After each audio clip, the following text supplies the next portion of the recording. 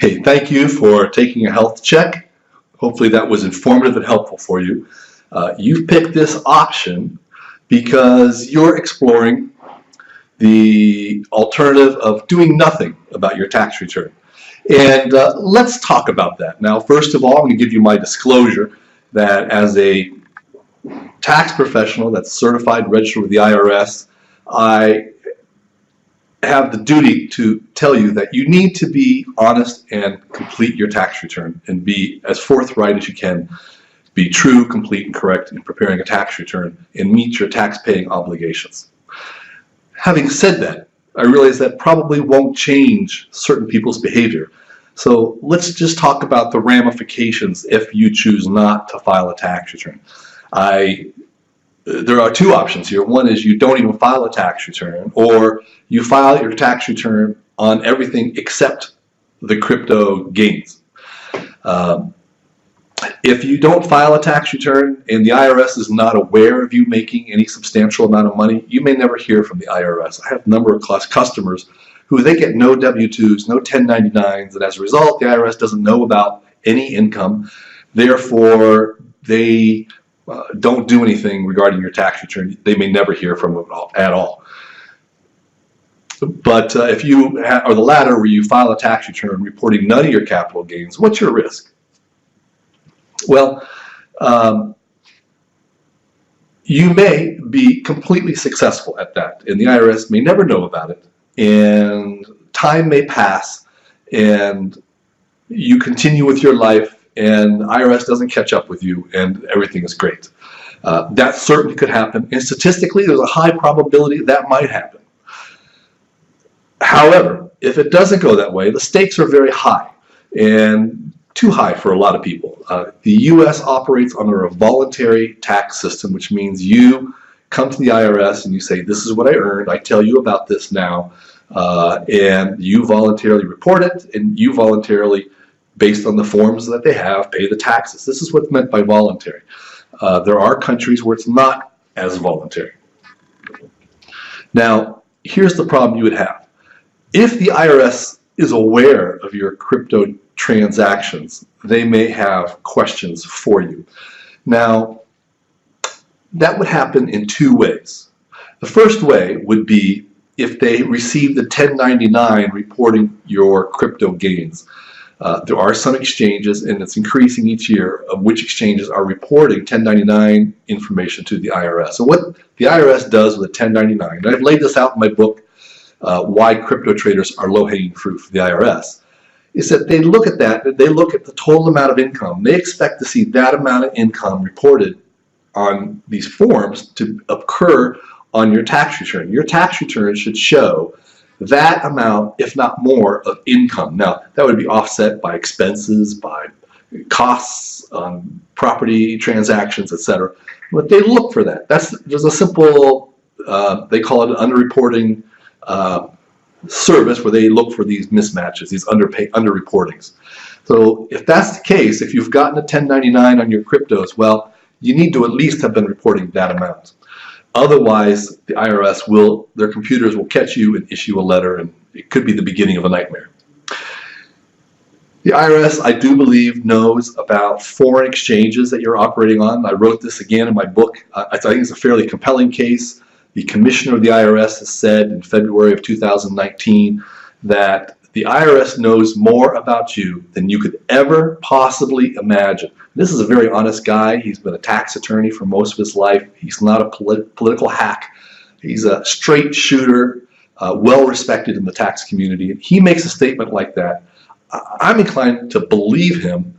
And I went back and I looked at the works of Edward Snowden, who had disclosed a lot of things about the NSA back in 2013, and he explained that the NSA tracks all your emails. The NSA captures from Gmail, from Apple Mail, Microsoft Outlook, everybody's email metadata. Metadata means who the email went to, who it's from, what the title was, what the date was. So when you got those emails from Binance, saying, please confirm your email, or please enter in this code so we know this is the right email for you. They caught that information. The NSA knows that you're in communications with Binance or whatever foreign exchanges you're dealing with. Now, this is the key thing to know. The only people who get emails from Binance are crypto traders. Right? Your grandmother didn't get an email from Binance. Now, only crypto traders. Now, the Secretary of the Treasury has already established that it is a national security crisis that crypto bad actors, they call them bad actors, use cryptocurrencies to destabilize the U.S. currency. That's a pretty serious claim, and he's stated it several times.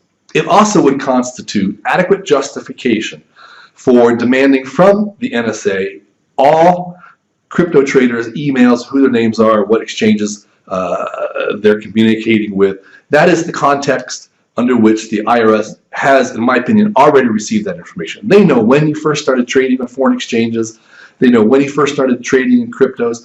They may not know how much you have. They may not know the extent of what you're trading in terms of coins, but they do have a picture of who the active traders are. So, now, how do they use that information? I believe, as I lay out in that book on low-hanging fruit, that they will use that to go after the biggest fish first. The big traders that they are aware of, then the medium traders. Now, there are far more crypto traders than the IRS has time to go after. However, the IRS relies a lot on fear to motivate people to become compliant when they voluntarily are not being compliant. So, you just never know when they would find you. And they're going to publicize stories, they're going to go after people. It's not going to be pretty. But, so the bottom line is, there are ways they might know about you. But the thing is, are you a big fish, a medium-sized fish, or a small fish? If you're a small fish, by small fish, you would be somebody who never had more than $10,000 on foreign exchanges, never had more than, say, $20,000 in gains in any year. You're probably a small fish. IRS doesn't have time to go after you.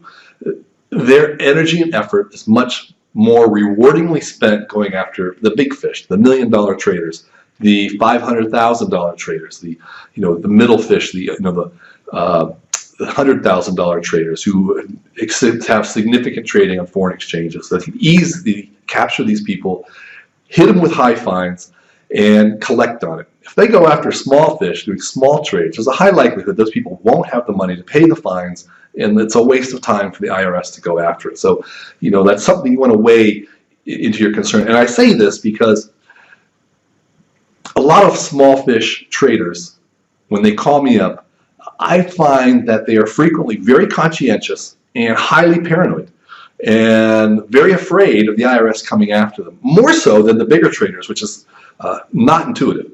So I'm just saying this to you, that assess who you are, assess how big you are, and whether or not you constitute, if you're a middle-sized fish or a large fish, you stand a much higher risk of the IRS coming after you than if you're a small fish, as I've defined it.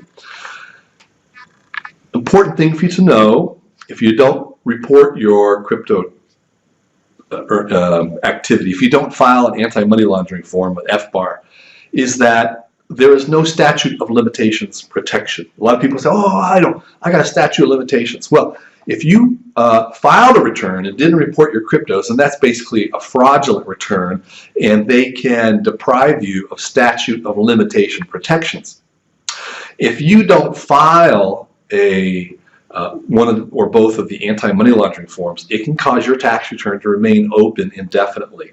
So, or if you file a fraudulent one, they could even, there's a 6-year statute of limitations, but if it's fraudulent, they can open it up and you're defenseless again. So, that is a concern to be aware of. On the other hand, the IRS doesn't really go after a return after 7 years.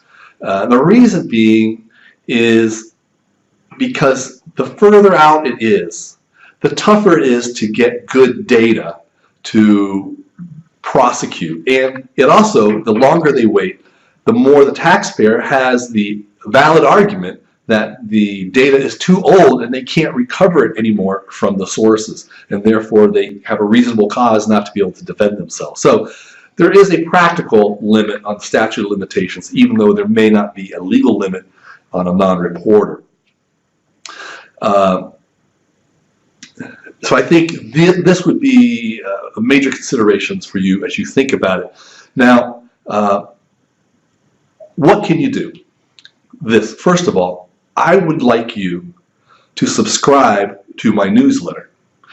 I send out a bi-weekly newsletter which has a variety of tax tips in it and stories, but it also includes at least one crypto-related tax story. And that information may be invaluable to you. I mean, you may never read these articles 1 week, 2 weeks later, never see it, but then you'll see it again. Plus, if you ever get a letter from the IRS about the year that you didn't report, and you're in terror, you're in panic, like, what do I do? What do I do? Well, within 2 weeks, you'll have gotten another letter from me, an e-newsletter, and you'll go like, oh yeah, I can talk to that guy. You can call me up. It's a billable consultation, but we can review the letter, we can review your situation, and there may still be a window of opportunity for you to get tax amnesty. I should mention that if you get a letter saying that you're in examination for a particular year, examination or an audit, then you no longer have the opportunity to get tax amnesty. But they can send out letters that are precursors to an examination, creating a window of opportunity for us to rapidly put together a tax amnesty solution for you. But as the years go on, that may become more difficult. And I should mention that the IRS has publicly stated that they can at any time withdraw the tax amnesty programs. So it may be that the time that you need it, that program that we have right now is no longer available. So it's a risk you take, but I realize it's a calculated risk. It's a gamble, and life is full of gambles. I had one client, husband and wife, they're both about 65, and she's crossing the road and got hit by a car. Who would have guessed it? Who would have known it? Suddenly his wife is gone. And we live our lives every day like that. We live our lives full of risk, whether it's driving or walking or who knows what happens. It could be a physical risk, it could be a financial risk, but that's just part of how we live life. So I completely understand if you've made a strategic choice not to report your crypto earnings, but get my newsletter and keep me on your Rolodex of people to contact if you have a crypto tax-related problem in the future. And I wish you the very best. Have a great day.